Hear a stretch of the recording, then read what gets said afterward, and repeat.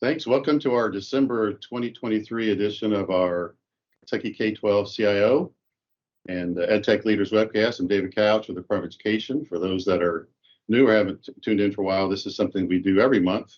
Been doing close to 2 decades. It's a way for us to share what's going on at the national level and state level, but also learn what's going on at the district level. You have the ability through Go Soapbox, which I believe is open. We have some questions there we'd like for you to respond to, and there will be, we have staff monitoring throughout to see the ones that bubble to the top that we need to address. So I encourage you to do that. We also have the ability for, if you have a question you want to ask directly, obviously we have, you can put your cameras on and put your audio on and talk to us that way if you would prefer, and that's okay as well. We'll open up with, we talked about this at our last webcast, and Phil, the one way was longer, now the one way is getting shorter. We got to have a nice internal farewell celebration for Phil. Every month we also have what we call the Office of Education Technology Team Huddle, which we bring all of our staff together and go over some things that are internal. And at the end of that, we had a big celebration for Phil and his family, which was fun for me to do, to be able to recognize him in front of his wife and children, because there's a lot of sacrifices, as we all know, by our spouses and by our children and by others for the dedication to what you do for schools.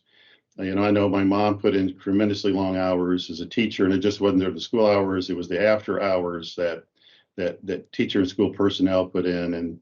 And Phil, you're definitely one that fell in that category I talked about, is the hours that you put in, and because we had a lot of things come up after hours that we're talking at late at night on the weekends, and even this past weekend we were talking again.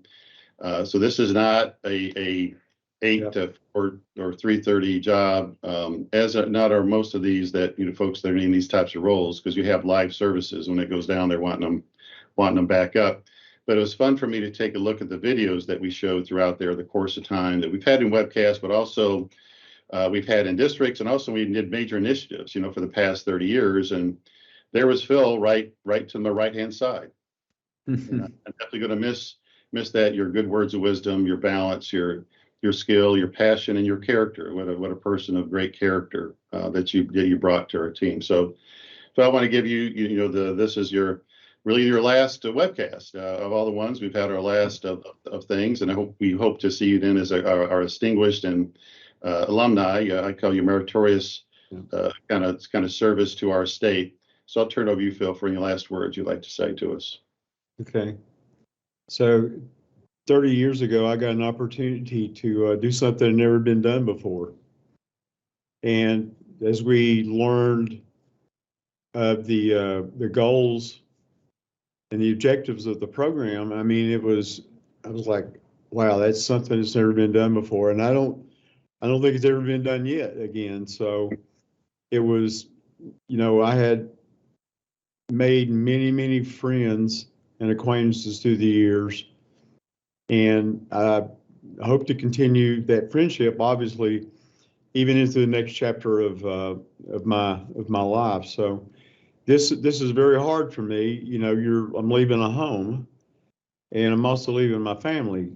But I want to make sure I stay connected. You'll see me at STLP.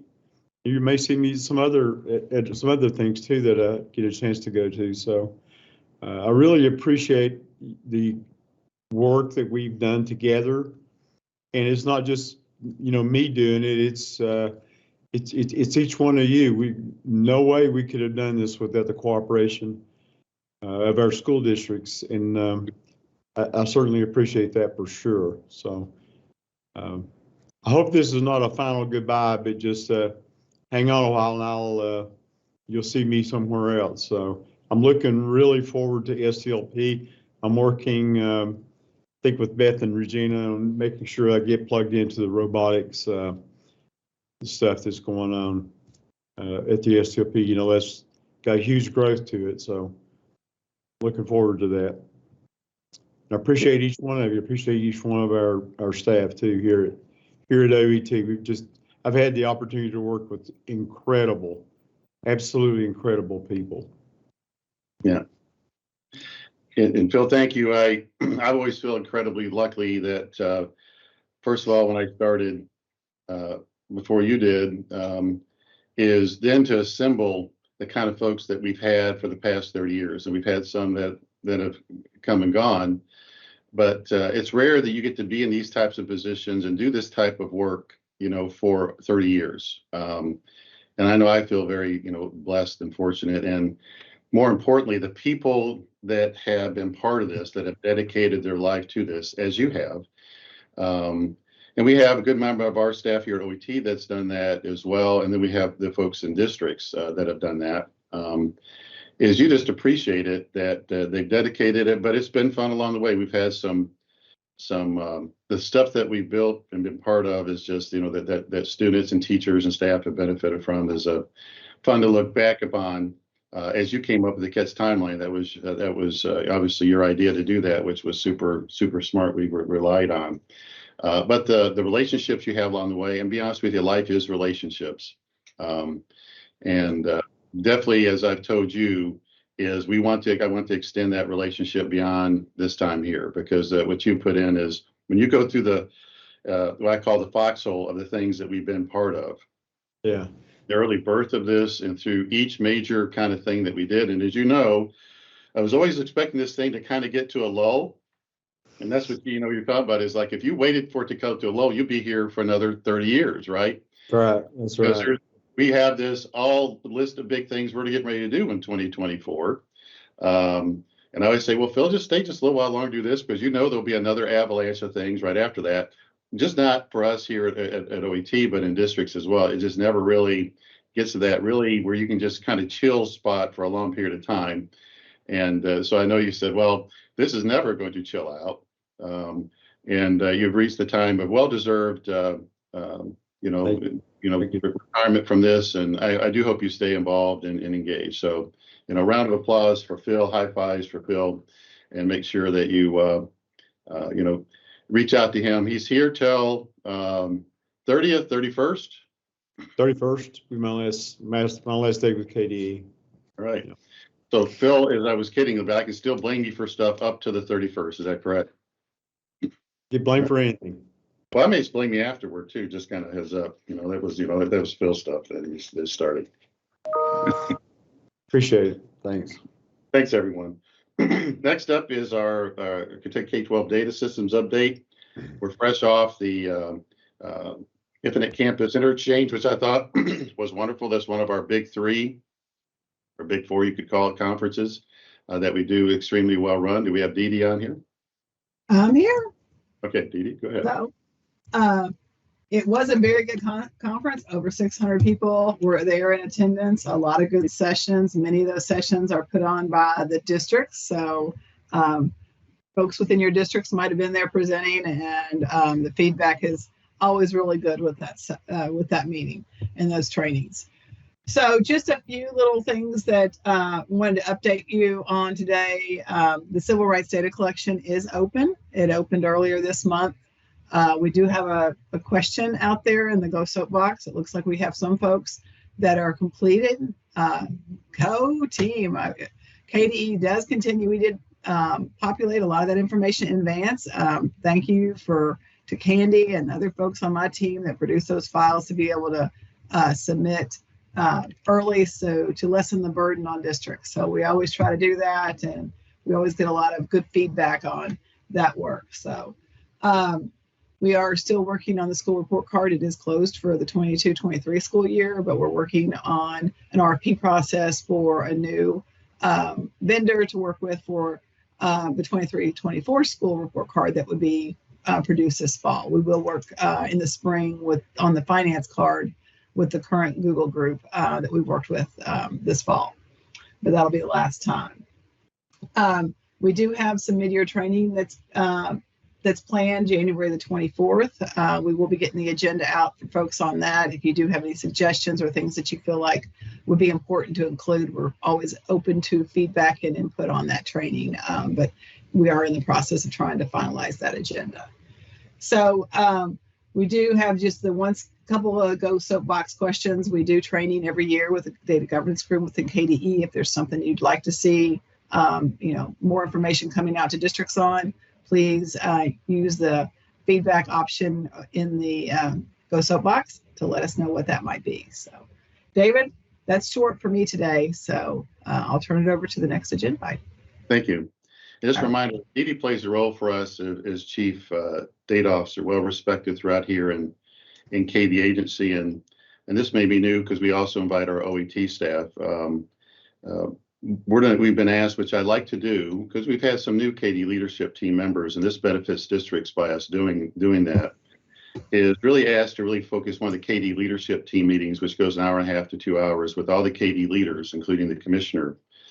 We pick specific topics. In the past 2 months, I briefed them on cybersecurity. I briefed the entire leadership team on artificial intelligence. The next one we're going to spend time on is our data systems. And we're going to, once again, educate them on when we get a new associate here, is I spend time trying to educate them on just KETS and the data systems that we already have, so they're not going out there and trying to build another one. So, I'll tell them about Infinite Campus. I'll tell them what we have with our teacher licensure system, what we have with Munis and other major data systems that we have out there. So we'll do that again for our KD leadership team. We're also going to educate them on data governance, which is unique to Kentucky, one of the unique parts of Kentucky. I know the other state that does data governance, as well as the Kentucky Department of Education. And that's usually something that other state agencies can't do at the DOE level. And Dee leads that for us. And the goal of that benefits you all. We don't have, and we always want you to tell us if there's a data system or there's a survey that went out there that someone else has already collected, or the data is already available in Infinite Campus or Munis that's being collected again, because we want to go to that program area and say, we already do it here.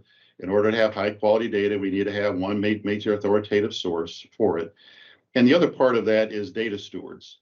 Every office, for every data element that's in Munis, that's in Infinite Campus, that's in the school report card, that's in any kind of thing, we've assigned a data steward. And those data stewards, 95% of them are outside of our Office of Education Technology. And those are the folks that should know the most about that data if there was no technology system at all. And so they really determine how often it's collected, how it's defined. And data stewards is a very important fundamental part of data governance. And the reason I mention that in this context, we talked about last month, the increase in districts of you all having data stewards. The more districts are doing that.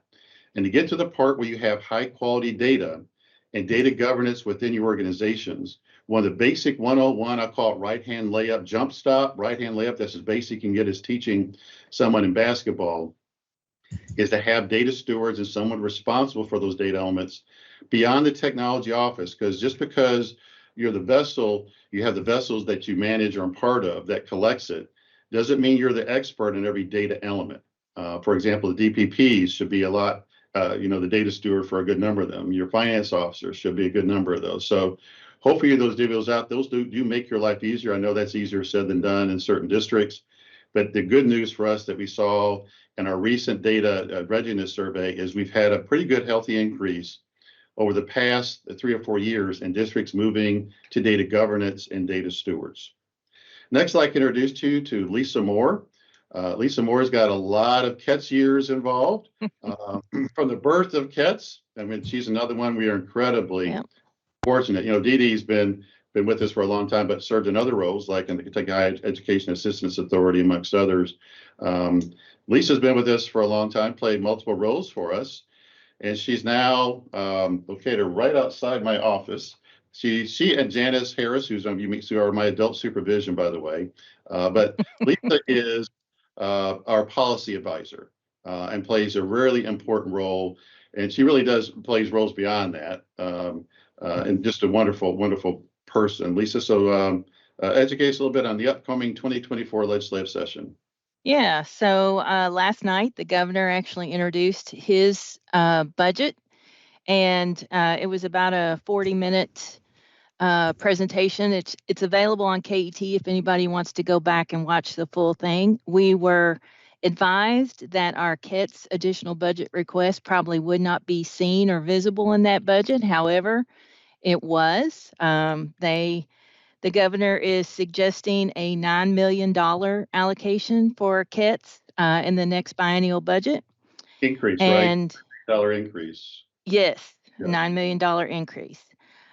So that is just the starting line, and there's a really long journey for the budget to go through. We start the session on January 2nd, which is Tuesday, and it is a long session, so it is 60 days, and somehow they make that go all the way to April 15th. So they are expecting over 1,200 bills to be introduced, and this year it's a little different because in years past, we've been able to see the bills that they've been working on, and they've been pre-filed. Last year, they had a spot where we could go look at working drafts, which was what they had put into law. So there are no pre-filed, there are no working drafts. The only drafts that have been shared are those that have been shared in committee meetings or special meetings with community. So we know of a few. We've been asked to look at a few, but there will be a lot of short turnaround on those things, and a lot of them will be repeats of things we've seen before. I wanted to let everybody know that all of the committee meetings are normally televised, and of course, general session is televised, but the ones to look for really are the Education House and Senate. And then as far as budgetary matters, it's either the budget review on education or the A&R committee. So I put 2 links in the chat. One is for the live streams that would either be on KET's channel or the LRC YouTube channel. And then I also put another link. If we want to continue to promote our KITS additional funding request, you can contact your legislator. And there's a link there that covers all the legislators in the House and the Senate. So that's all I have, David. Thank you. Thanks, Lisa. I think the other part that I think a good place to mention here, the governor's budget is usually comes out in January. It has come out in December. The House and Senate usually go next, but last year the House did their version first. So this is something of, I don't know, gamesmanship. I don't know what it is to who gets it out there first, but the governor's office is put out in December. Just so you know, we have worked very hard, myself and Commissioner Kitty, on working with the House and Senate on the KETS funding, and hopefully we've had a smattering of folks in districts that have also mentioned it and got somehow word to their legislator of the importance of it. So we've really gone full court press after it. I'm pleased with the $9 million. I'm assuming that's annually increase. I'd like it to be more. I'm not to be unhappy, but I like it for it to be more. And so obviously our budget request is more than that. It's better than zero. I don't want to be ungrateful. Grateful, but we wanted to be more to position us for the next 10, 20 years. And so I know we've worked hard with the House and Senate, but that's a good starting place to have it at a $9 million increase per year. But we'll still work it. As you all know, we've taught that's been a major priority. I presented to our board, and our board made it one of their very top priorities in funding, which also helped along the way. So the board's made it a priority. The commissioner's office has made it a priority. The commissioners made it a priority. Obviously, we've made it a priority, and we'll continue to go full court press with that during the session. Now, changing over to the pre-filed bills, Lisa, we were talking about one yesterday. I guess that wasn't pre-filed, that we just got aware. We're not going to talk about it because I'm not sure how part of that we can share in this forum or not. The one that the legislation. Right. How did we find out about that one? It was sent to us directly from LRC as more of an inquiry. Okay. So yeah, work on this. So actually, that was one affected education, technology, and some of it. What we do when with these bills, which I appreciate them just kind of asking. A good number, we find is that folks aren't aware of things we already have in place. And so part of it is educating folks of things that we already have in place, why their intentions are good, but also to educate them on maybe unintended consequences if they go forth with it, which is probably some of the purposes of why you get to see this and engage us, because we want to be advisor to the legislature. Obviously, where they come up with law, and we salute and we go forth with it as hard as we can. but you really want to get to them ahead of time to really make sure they understand the plus minuses of going forth with a piece of legislation that will impact every district, as this one would. Like in fact, every classroom, from a technology component, to really make sure they understand how that plays out on a grander scale, and what's already in place to address what they're trying to do. So we'll be doing that at some point. You'll see that, and we'll discuss that when it becomes formalized. I suspect that one will early in the session, and we use this just to educate you during the session of anything that comes out that's education technology related. Now, as Lisa knows, and Lisa spends a lot of time looking at these bills for us, is a lot of folks, and their intentions are good, I don't want to take that away from them, don't realize what they're proposing impacts technology, even within here in KD agency. So as Lisa knows, we're constantly saying, let us see these bills, because you'll have a blind spot that it impacts a data system, it impacts the internet, it impacts something they can't see. And we have many, many examples of that throughout the years of saying, well, what didn't really impact, it's not computers. And as we all know, I got to educate them on, this is way more than computers. The word digital, learning, internet, voice, video, and data, electricity involve us. And I know you all go through the same battles within your district. This one's really important because we want to know early on, and we deal with our own internal battles of, we need to know, and they hear me all the time say, do not let this be a blind spot, that it goes way down the line, and then we find out about it when it reaches a certain point. So Lisa spends a lot of her time on that, and really a good number of us in OET spend a lot of our time on that in the session. That's not why we're not big fans of a lot of bills being introduced, especially in between these sessions. We're supposed to be clean up. No, this is a full session, but in between sessions, there's a lot of new bills being introduced. But this impacts all of KDE, just not OET. All these bills being produced, you have KDE involved with it to make sure they're educating legislators as best we can, and that's not a 2-minute kind of thing. You have to go back and give the research available to them, and you got to go meet with them. So for the next 2 or 3 months, this impacts our time, that's for sure. Definitely certain parts in leadership positions, myself included. Lisa will be spending a ton of her time on this, obviously, along with our other staff, and then we'll be bringing it to you all. This is one that we talked about yesterday. I'd be really interested to talk to you all about, and hopefully that's available in January. That specific part of the legislation, and just kind of get your view of it well as we're trying to advise the legislature going forward. But thank you for that. Thanks for that update, Lisa, and we'll keep you up to date. So far, so good. Like I say, the governor's budget, that's a good out of the starting gate. We're going to try to do even better. We'll see what the House and Senate do, but that's good out of the starting gate. Let's talk about the next generation Kentucky Internet implementation. This comes from Mike Lettingham, another one of our esteemed person that they've been around for 30 years. And just from a historical point of view, Mike was part of the deployment when we were first deploying the district administrative system throughout the state, which had the internet, which had the financial management system, which had the email system, which had the office suite.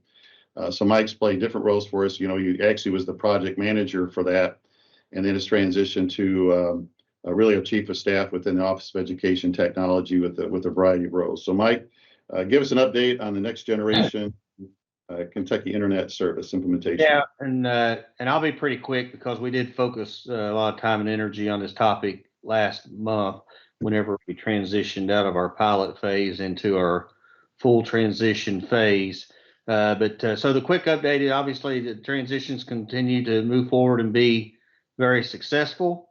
I'll share real quickly here the updated map on where we are with districts that have been implemented. I think it's 35 as of yesterday, which is 20% of our school districts have been transitioned over to the NGKI services with ENA, our partner that provides that, along with their partners. We've got 4 more that we'll do this week, and then we'll take a break next week. And then starting in January, we'll be doing on average 2 a day throughout the rest of the fiscal year through June. So the project will continue, the transition will continue through June of 2023. And reminder of everybody during that time, we will continue to to fine tune things. We'll continue to run into things. We will, but our goal will be to be fully operational mode, July of 2024. And, and even then we'll continue to fine tune some things that, as far as how the services will continue to operate and the functionality, additional functionality. We do expect a lot of the additional functionality to be in place by June of 2024. However, there's undoubtedly going to be some things that get continue to be added after that.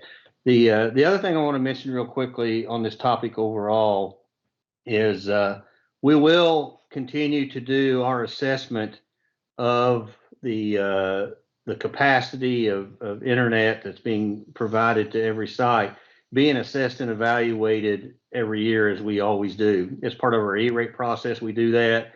As part of our just general planning for the upcoming fiscal year, we do that.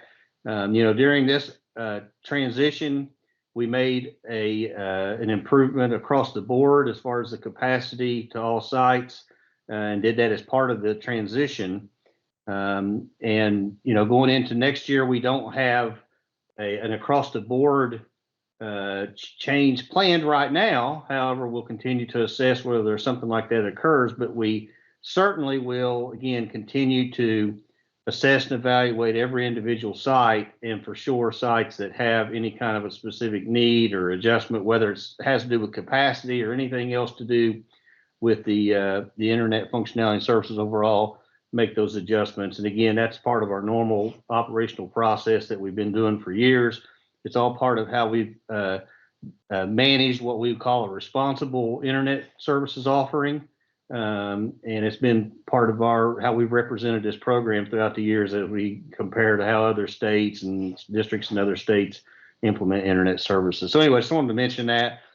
So be sure to work, starting point with your KE if you have needs that you feel like will be coming up, or things that we need to be aware of as part of that process. I mean, as everybody knows, the E-rate application window was coming up soon, and we try to be proactive in our thinking on that, along with the state, as part of the state application we do.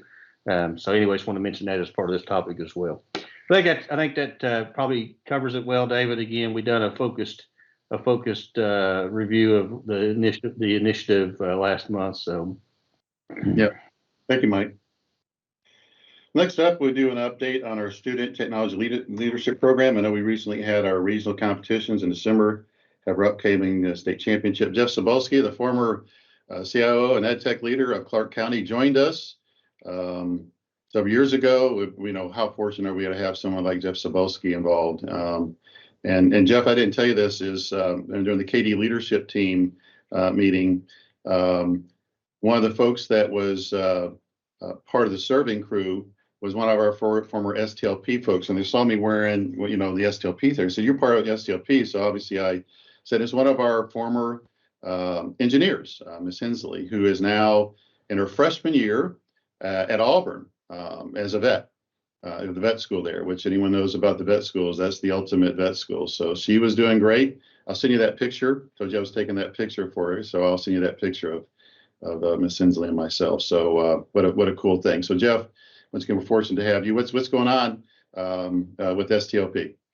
Thank you. Can everybody hear me okay? Just making sure my is okay. Awesome. So I'm just going to share my screen just for a second, because I want to make sure that you can catch up with all the fun stuff that's going on. December is a super busy month this year. We've got an unbelievable amount of things that have been happening that are still happening. But for folks that are new to us, just to give you a little background to make sure December doesn't just stop. We don't have nothing going on and then everything happening and then nothing going on. What we have is activities and events happening all throughout the year. We call it the big 3 STLP events.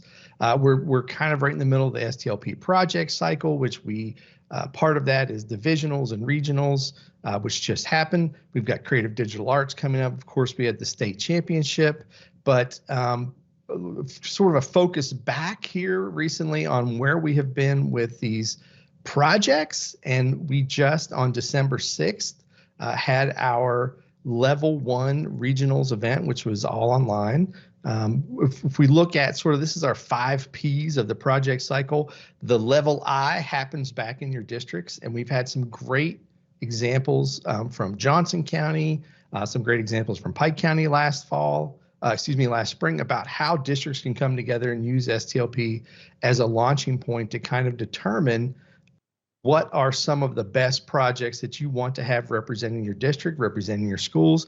That is a sort of a new thing that we've been building up as a segue into the level 1 regionals. We're calling it districts and divisionals. It's kind of new, but it's kicking up, and we're really seeing some great examples of how that's worked in districts. So that's fantastic.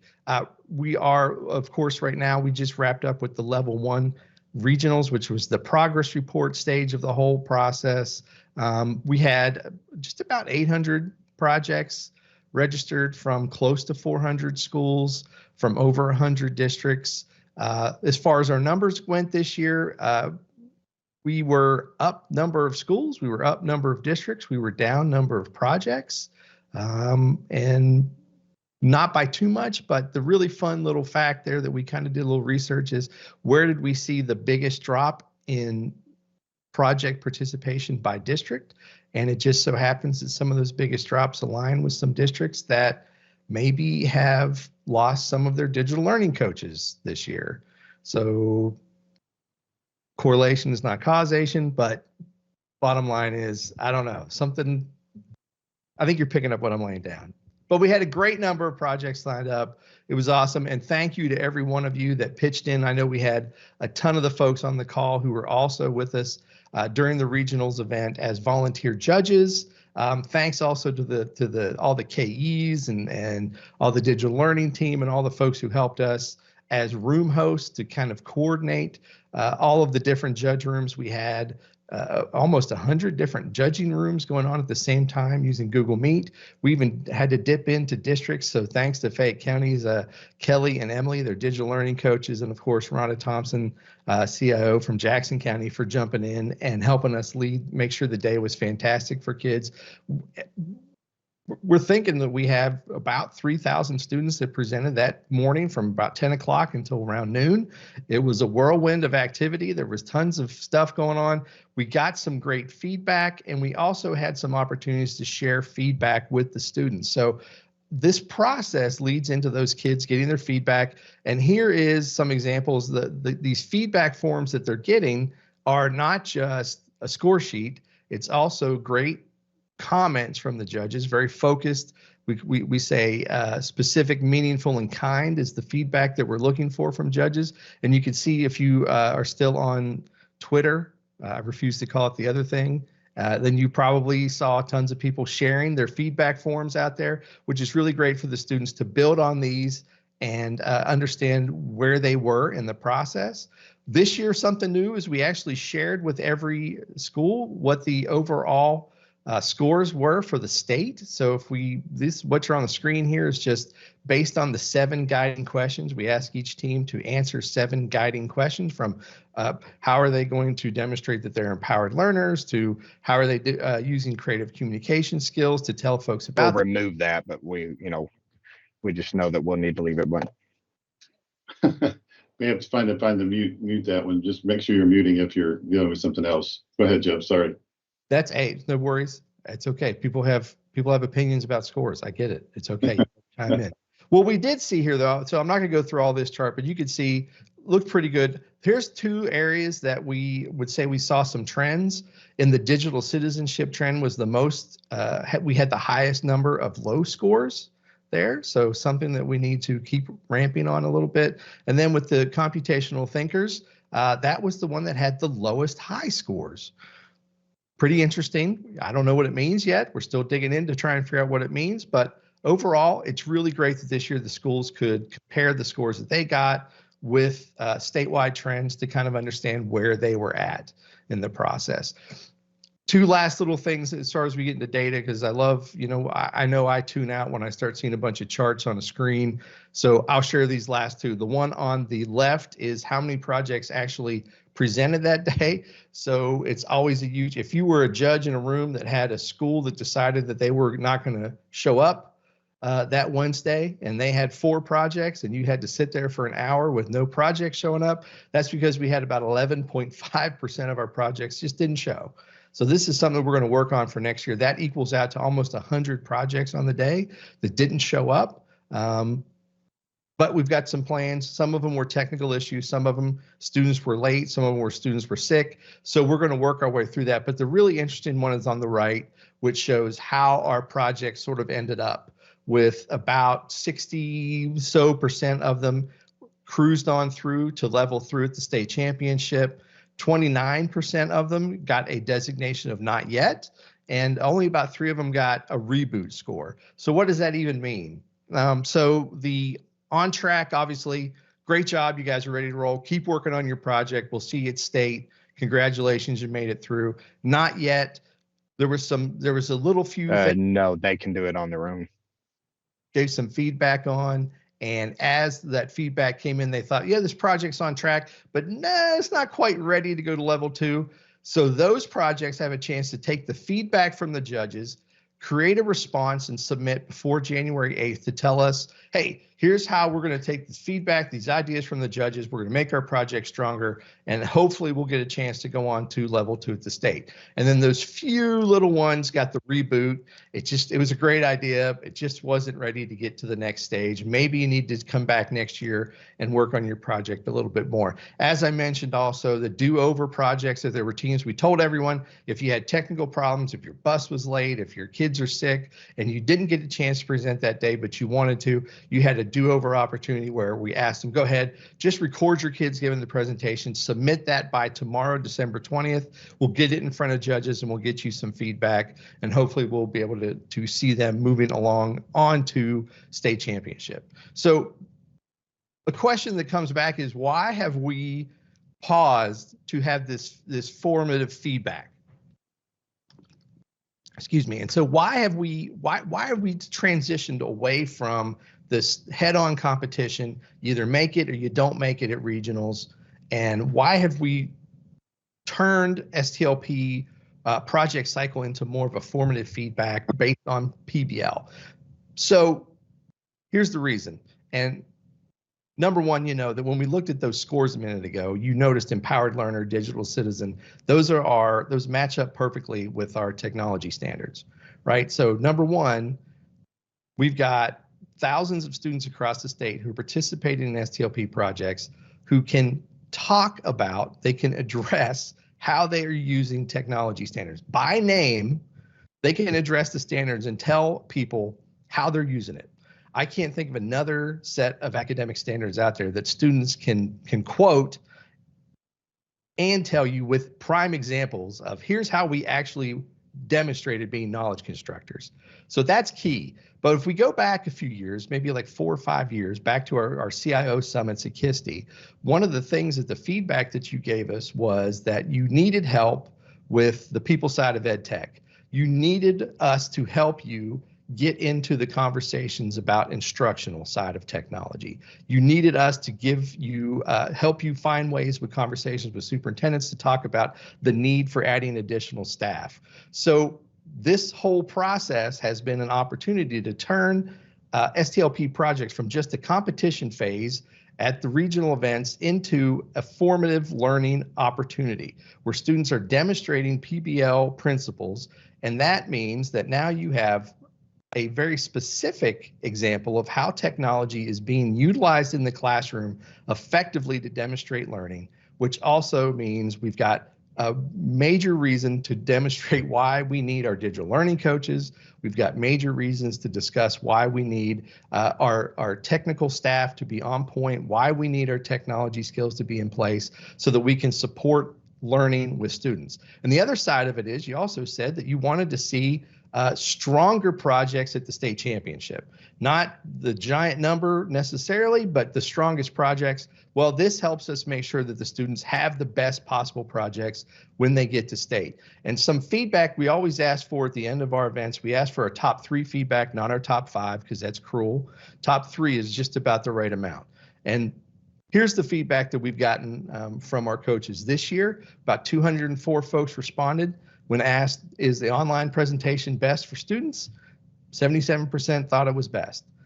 We look back at last year, 65% thought online was best. So whether it's the best or not, we all have different opinions on it. But right now, the participants, the STLP coaches, the educators that are working directly with the students to present, their feedback is here on the screen for us to think about. Next steps is all these projects, they have their timeline. They know it's time to get ready for level 2. A lot of them are still filling out those last little not yet and redo, or excuse me, the do-over options. But we'll be seeing them coming into state championship stronger, bigger, better, and more awesome, where that is where the head-to-head competition happens. That's where they go one-on-one, and it's a battle to the finish to see who's our state champions. Other things we have going on, we're wrapping up our final interviews with our STLP ambassador, engineer ambassador candidates. Thanks to Jim Seward and Bellevue Independent, who is our champion of the STLP engineer ambassadors, who has been organizing some things for us. Great job. Thanks for all the folks that he pulled in to help score those candidate applications. We're wrapping up interviews this afternoon, so we'll be able to announce to you all who our engineer team is for the 2024 season. And the other big thing that's hanging over us right now is our second, and probably honestly one of our biggest areas for STLP all year long, is the creative digital arts, formerly known as DPOJ. You helped us rename that at the start of this year to Creative Digital Arts. Thanks to Aaron Wagner, who is helping us organize all this and managing the flow of all the questions that are flying in, all the registrations for the thousands of entries we have in the creative digital arts categories. The deadline for submitting those is tomorrow at midnight. So the end of the evening on December 20th.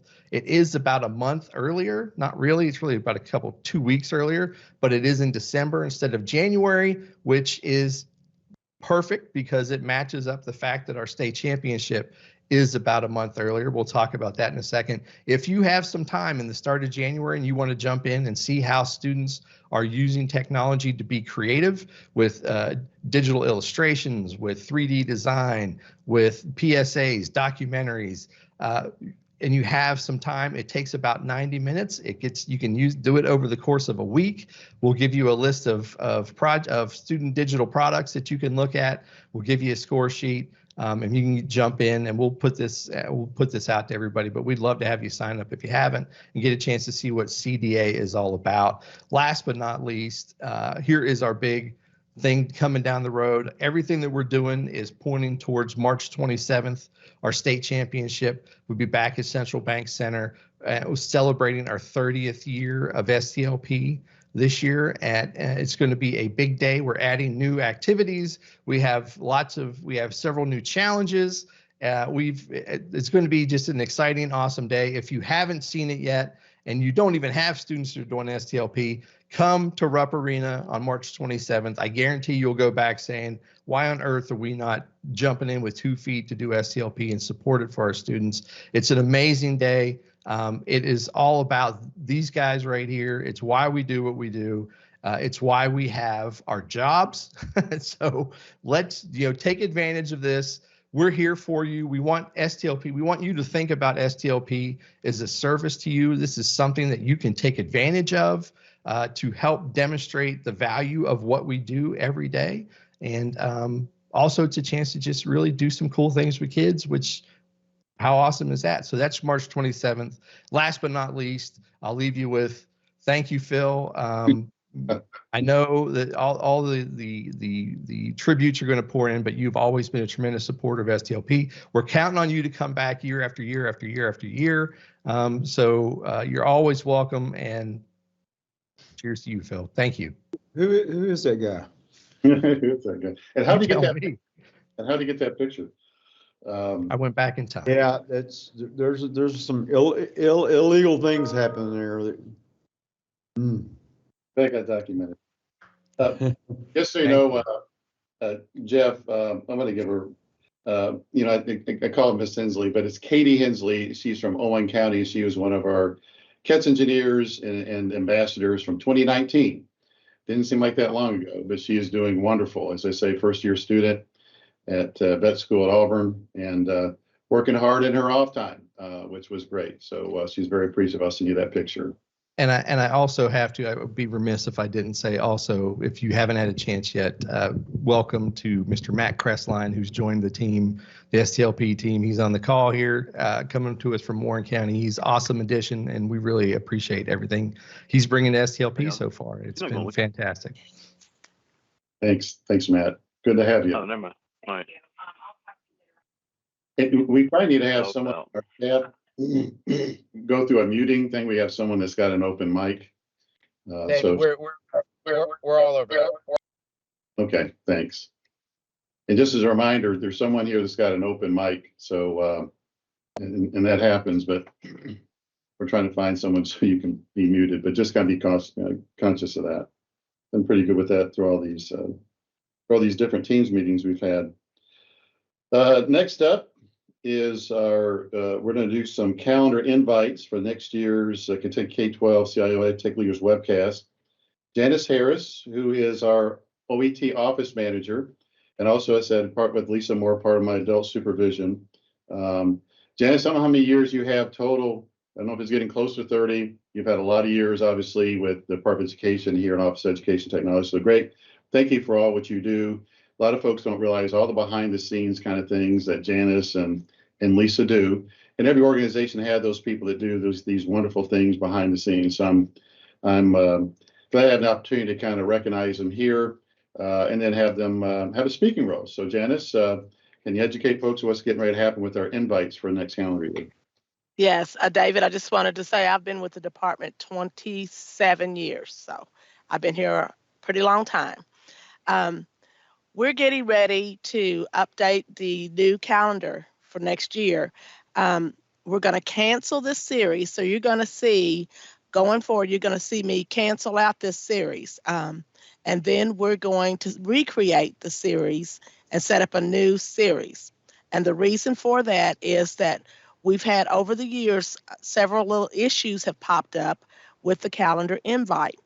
And mostly the reason I think that this is happening is that as we modify, when we add people or we drop people off who have left, sometimes we'll send a meeting invite out, and you might think that that meeting invite is just for that one instance, but it's not. It's for the series. So you say, well, I'm not going to be at that meeting, so I'm going to delete this one. And when you do that, you've deleted the whole series. So over the course of the year, we've had a lot of issues with districts as well as some of our staff losing the calendar invite for this meeting. So that's the reason why we're going to recreate it. And what I'm asking is that as we create this new invite, please accept the invitation because it will be for the whole series. And when we do make modifications to the series, it will be to the series and not to one instance. So when we do that, please accept that invite. That way you keep the most current invitation on your calendars and everybody's up to date. That's all I have, David. Thanks, Janice. Thanks for all what you do. And Lisa's probably right, although there is some supervision, is other duties as assigned. They definitely get a lot of that's for sure. Absolutely. And Phil's picture, there's a little background to that is I went and visited Phil. I can't remember if Phil, that was in Letcher. I know you're famous from Letcher and then Floyd County. I went and visited your mom. She had soup, beans, and cornbread, which you know I love. Mm-hmm. And you had left the room and she showed me some pictures, and I may have liberated one of those pictures that has been used, may or may not have. There's no evidence that has been liberated by me, but somehow it made its way to certain key folks here in Office of Education Technology who had great fun with a couple of pictures from Phil's mom's house. So thanks to Phil's mom. She's given us a lot of laughs over the years. Yes, the gift that keeps on giving. Keep on giving. Next up is E-Rate. Mike's going to give an E-Rate update and a KETS financial offers of assistance. So we'll circle Mike back, talk about some E-Rate news, particularly on Wi-Fi on buses. Yeah, I'll speak to a couple of things here. I'd like to see. I'll speak to a couple of things here. Regarding offers, most everybody has participated in the first round of KETS offers. I do want to remind a handful of districts that requested an extension to respond or take action on their first offers. That date by which you need to do that follow-up during that extension period is January the 10th. I believe I got that right. Somebody tell me if I got the wrong date there, but that's what I had wrote down. I'm pretty sure it's January 10th that you have to act on that extension that you had requested to take action on your first offer. Second offers will occur during the late March, April timeframe is the anticipated timeframe for the second offers. A total of $21 for the year, just as a reminder to everybody. Regarding E-rate, obviously E-rate season is upon us here very soon. Do not have an application window yet as far as for E-rate, but I know everybody's planning, prepping, and making all of their strategic decisions and thoughts about what they're going to do around E-rate applications.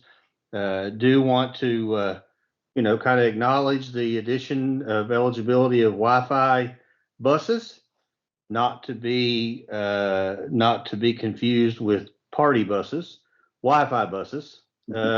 So Wi-Fi buses will be eligible starting this year. And so there's some more details that's going to come out about that, but they are a Category 1 item. And so, that's a new opportunity for folks to take advantage of E-rate funding to go toward Wi-Fi buses, and we'll continue to monitor the details on that. It's not been added to the forms yet where you can select it, so those are some details that we'll continue to capture on that and make sure that we advise folks appropriately. I know, again, the KEs and providing assistance and guidance to districts around E-rate activity will be given updates on that as we learn more and so forth. We do have a poll question, though, if we can maybe bring that up around that. I don't know if that's been open yet or not, where people could have responded to it. Yeah, let's see where we're at. There we go. So our questions that we want to get a little more information on, and we actually had some additional details that we, again, will capture through conversations that you have in your small groups and with your KEs around some of this as well. But first question was, all or most of your buses already have district provided Wi-Fi? So we got 3 votes on that, which was 9% of the overall. Only a select few of our school buses have district Wi-Fi. So we got 4 districts that responded to that. None of our buses have district provided Wi-Fi, which obviously is the highest percentage right now. And so the next question is one we're probably most interested in. Now that Wi-Fi on school buses is an E-rate eligible service, will you likely plan to implement on any of your buses? And that seems to be a small number right now. So we'll be interested in understanding more about how many of you all have any kind of plans or thought process around doing Wi-Fi buses. And I know part of the conversation has been that students, in a lot of categories have access to the internet through their cell phones and different ways, to where when they're traveling on buses that it's not been viewed as an essential need for the school to create a Wi-Fi bus. But anyway, we will be interested in learning more about that. So be prepared to give us some feedback through conversations again in your local regional groups and so forth around it. It is I think it is a good addition to the E-rate program that it's been added, that it can be E-rate eligible. And I think in some instances it has a greater need than others, geographically, where you're geographically located, just the different statistics that go around the different school bus activity you have, I guess is what we'll say. David, I think, I could probably jump into a couple things that will bleed into the next topic if I'm correct. I want to mention. Just before you do that, is, as Mike says, I was most interested in that last part, because for decision makers, especially at the national level, who are pushing for this, they hear people want it, but they don't have a feeling of magnitude. And if anyone knows me, I'm a big magnitude person. And even if it's not 100% perfect when you're estimating, I did not think that number was going to be large, even though that has been opened up. It would be a large number. And that's very helpful, and that will be shared. Now, if you have some time, you haven't responded to that and want to give your response, that'll be very helpful. That I will share with others, at least in this poll that we had at our state, with others at the national level.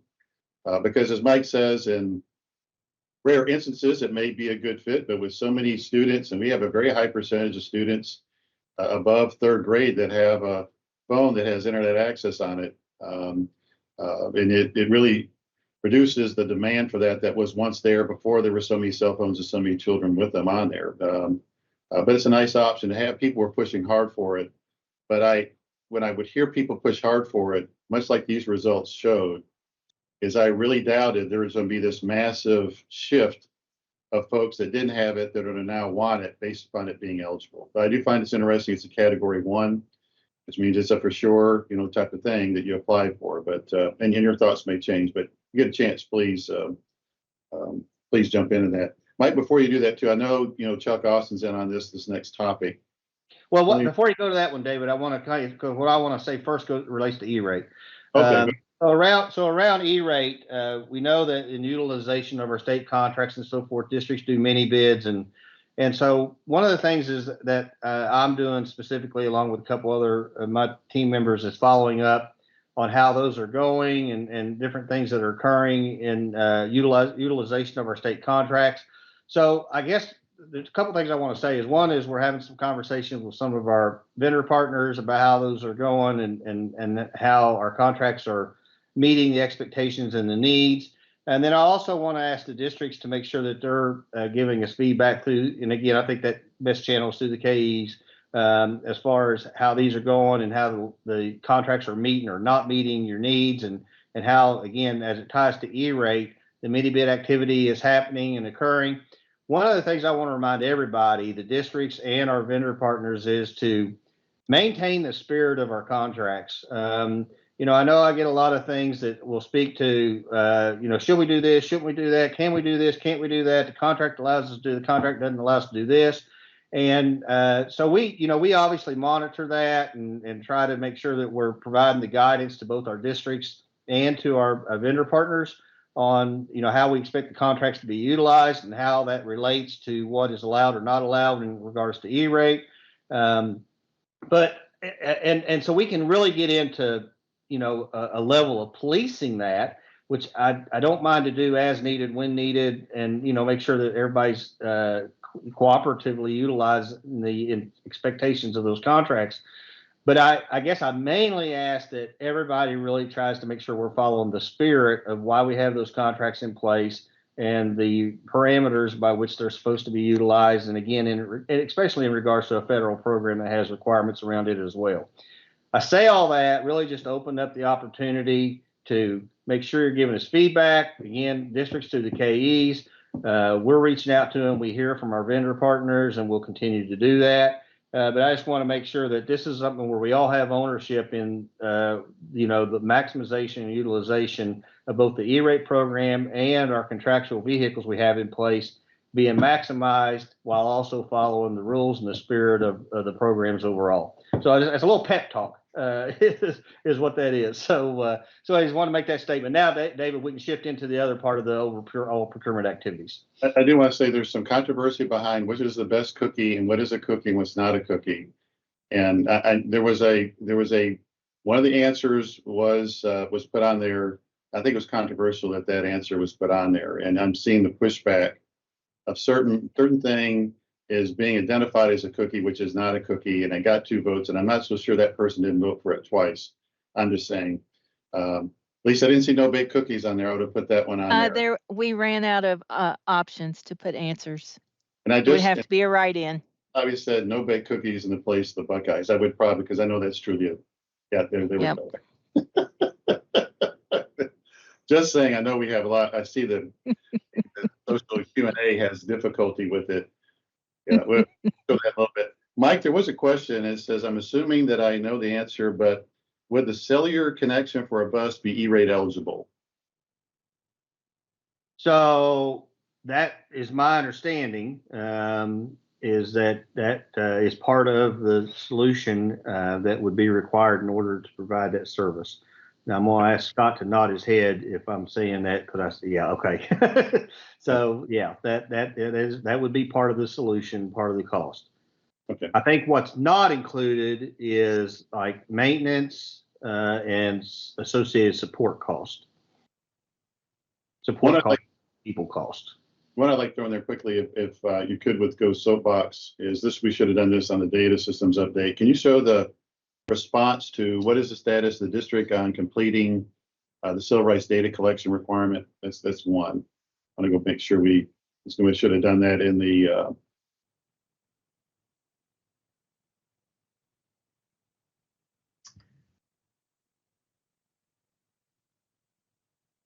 all right.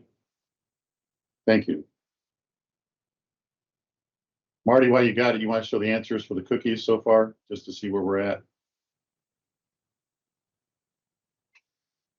And I don't know whether you voted for it again. I don't know. Let's see. Now someone, you put another vote in there for the Buckeye. It's got to be 3 years. I just looked a second ago and there was 2.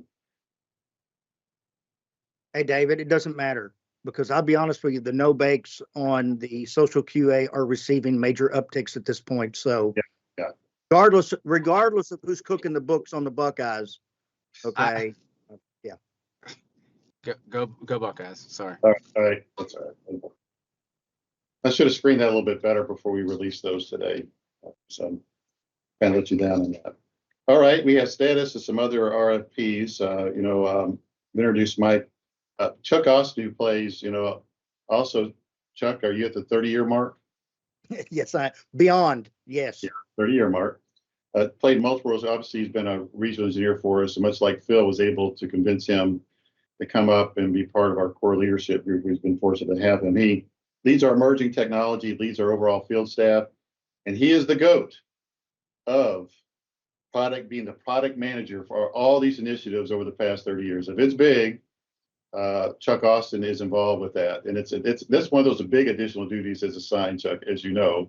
Beyond those, it takes a little bit of your time.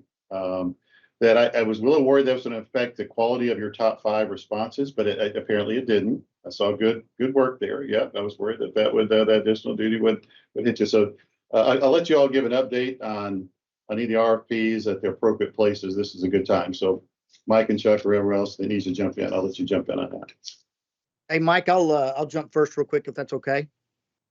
So thank you for that, David. And of course, the cool thing from my perspective about working on the big statewide initiatives is the opportunity we have to work with our district partners and making awesome stuff happen. I mean, I've always said, Jeff loves to claim he's got the greatest job in the world. I'll be honest with you. I've always said I get to surround myself with incredibly talented and smart people from around the state, both internally and at the district level, and we make amazing things happen. So like Coach Cal does, man, I just roll the ball out there and let him go.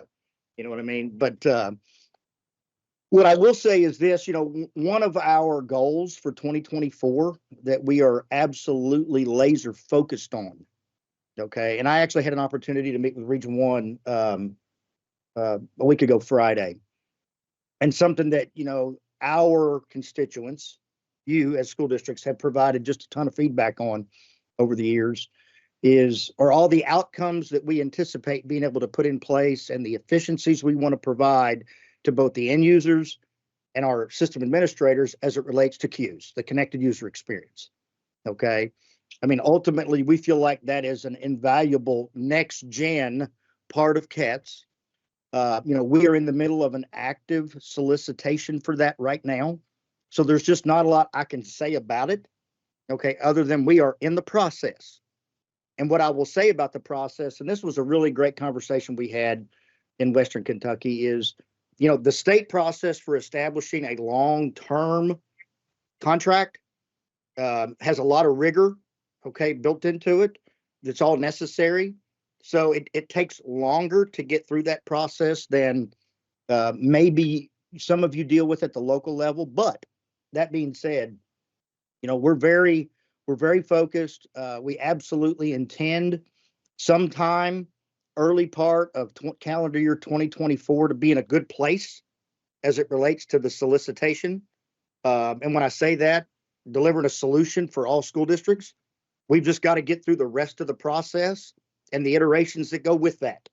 So we appreciate your patience. We will keep you apprised as we get closer to that. So Mike, anything you want to add to that one?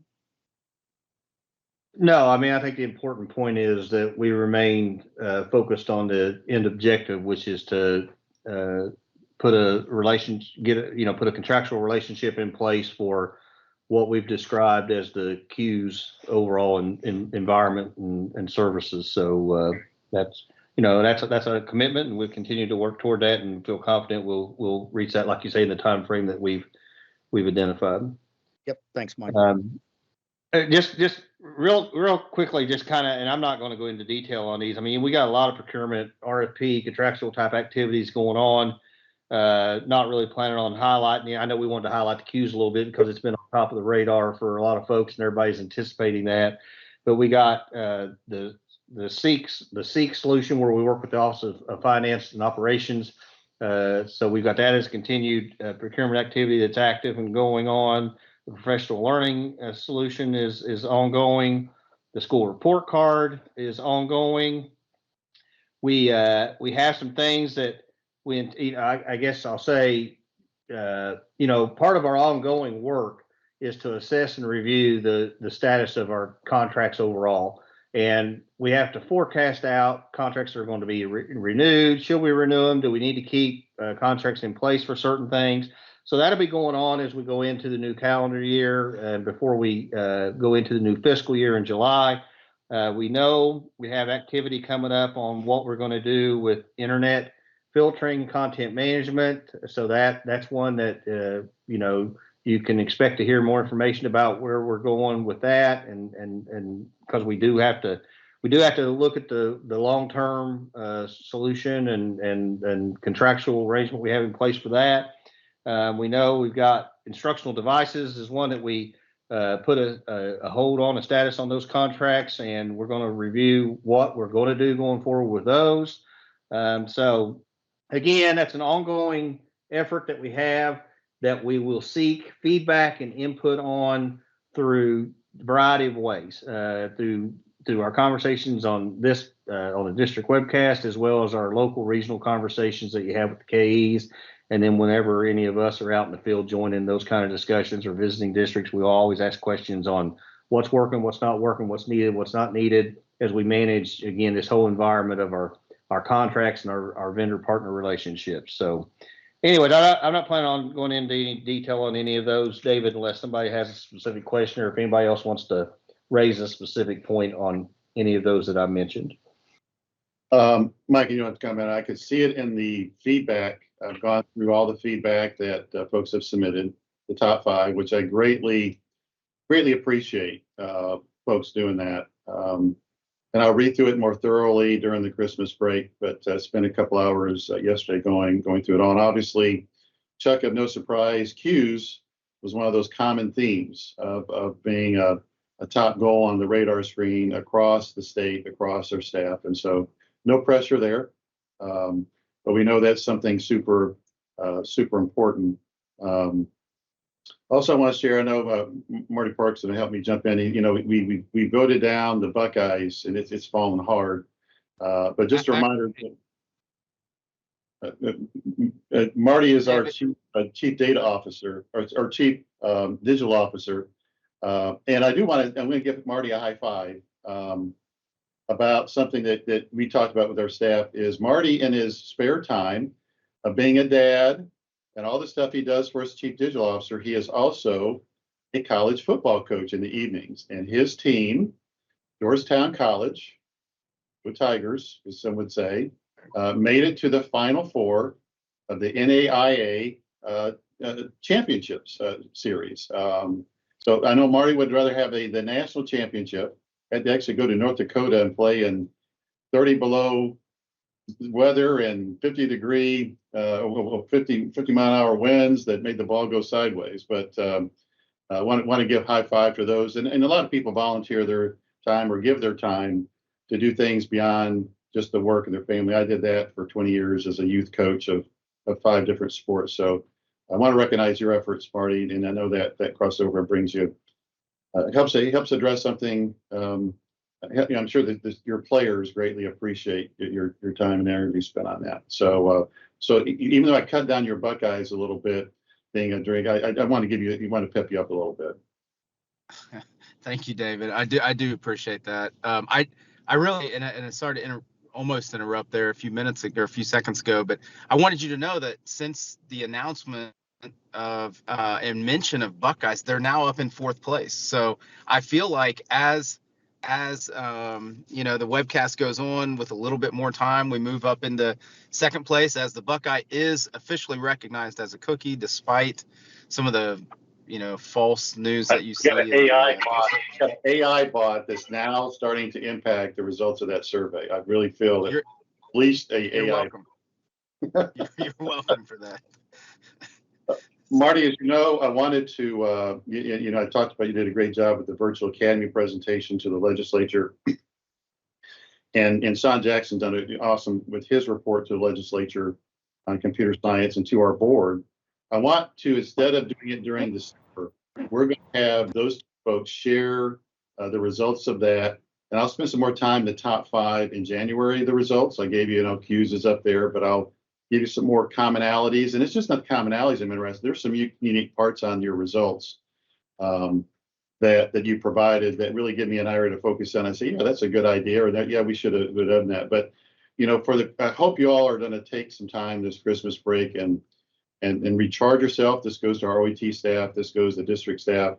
It's always fun for me to look back at our webcast summaries and also just the top 5 kind of stuff, and just to see the enormous amount of things, the good stuff that we have done for schools across the state, all of us collectively. And this goes along with our vendor partners too, that kind of help make all this happen. So I do appreciate it. I hope you do have a good, holiday break and Christmas and New Year's Eve, well deserved by everyone. And I hope you get to spend time with family and friends and recharge. I most certainly will be doing that.